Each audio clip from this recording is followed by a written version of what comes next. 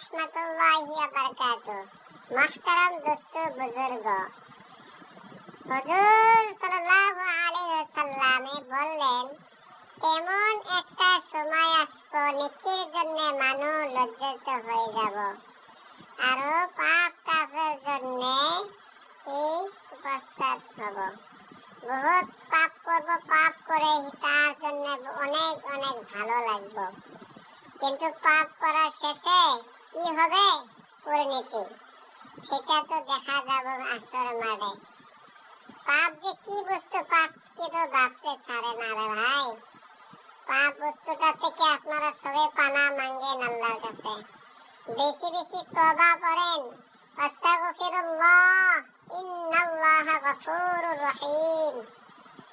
আস্তাগফিরুল্লাহ, ইন্নাল্লাহা গফুরুর রহিম।